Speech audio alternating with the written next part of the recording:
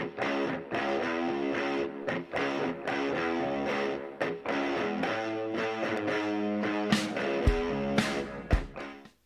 everyone and welcome back to the channel.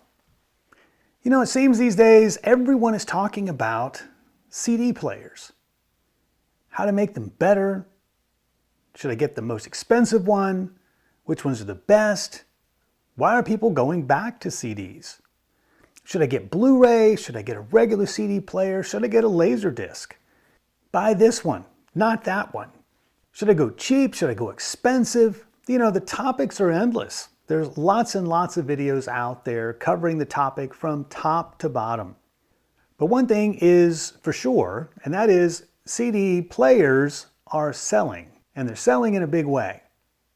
Certainly a buzz around them, everything from entry-level models to more expensive models.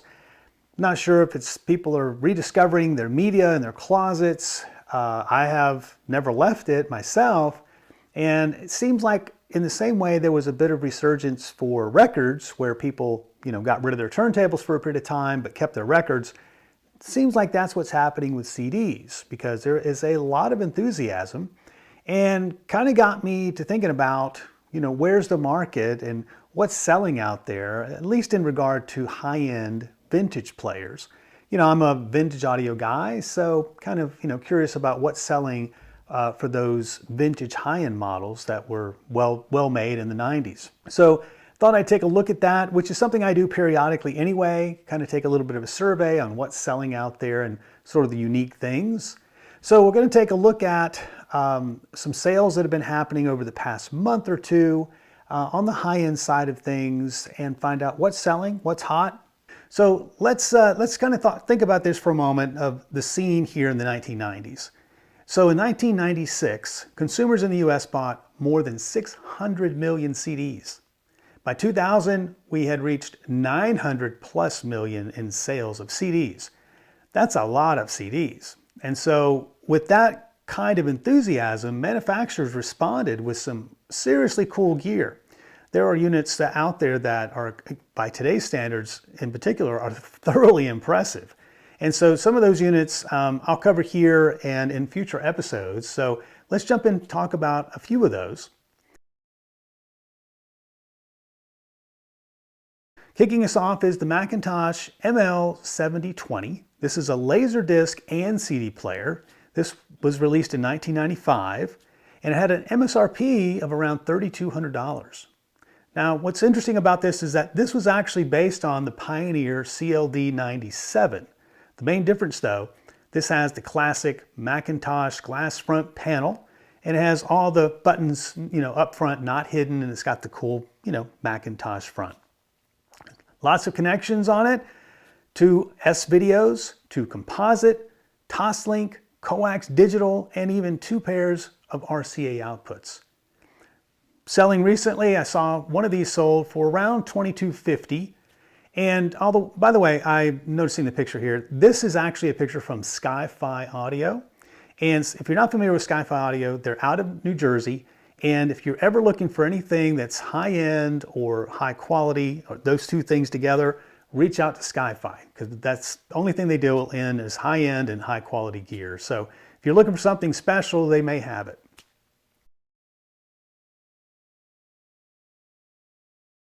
Now, next up is something extremely cool and extremely rare. This is the Nakamichi Dragon CD system. Not just a CD player, it was a whole system. The Dragon's line of products were always exceptional, and that is, inclusive of the CD system here. This was a 7-disc CD changer and a separate controller with the display and controls and the power supply. At the heart of this CD changer was the system's digital to analog converter, or DAC, and Nakamichi's innovative music bank mechanism. It was heavily isolated. That was to reduce vibration of the CD. Now, it also included some cool, luxury features like some rosewood side panels, that sort of set it apart. It was very distinctive in design anyway, but the rose panels sort of gave it that little classy touch, I guess. This system was released in 1996, had a wallet-draining price of $9,700. So, given that price point, very few were sold. Estimates are that there are less than 200 that were made. So that actually makes it one of the most rare, I'll say, pieces of gear produced by any major brand. You can certainly find, small manufacturers, but for a brand like Nakamichi at the time, that was very few units.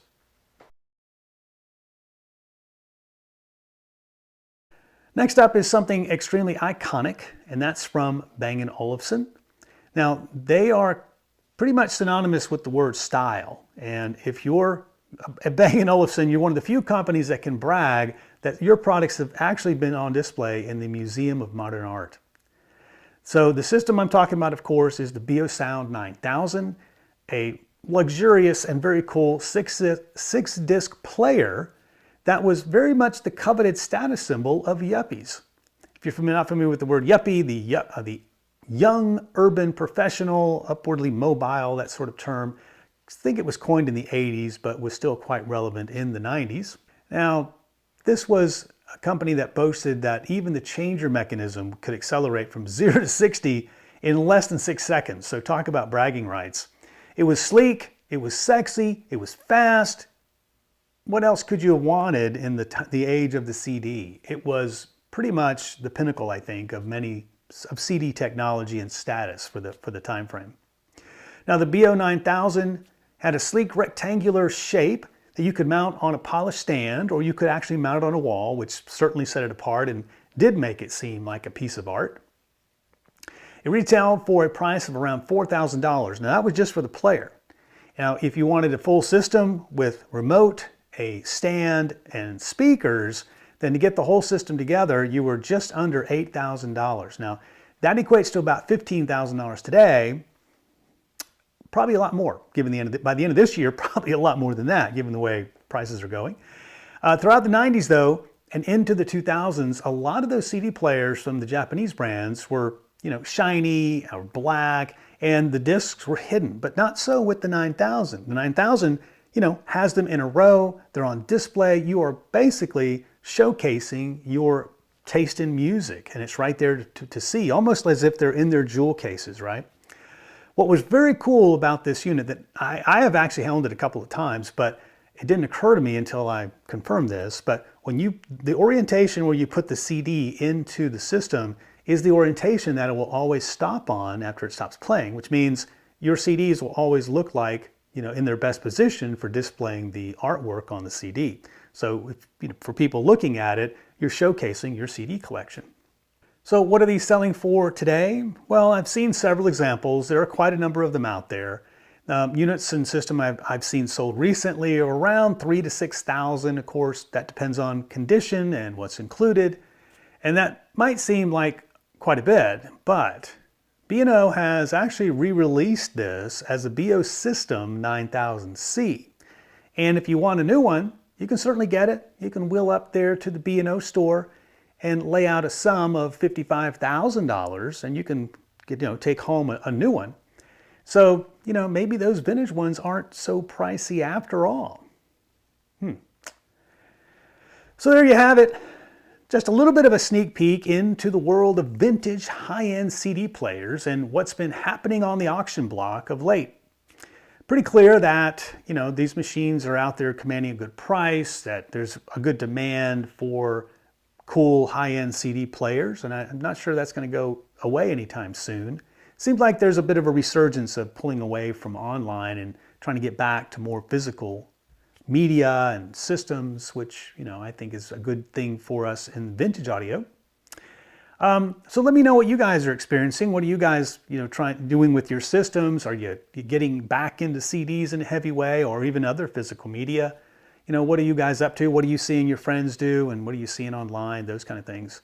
And why? I have my ideas on why, and I'm gonna actually work on another video about that. But give me some feedback, what you guys think. If you like this video, give us a thumbs up. You don't want to miss the next video. Hit subscribe. As always, thank you guys so much for tuning in. We'll see you next time.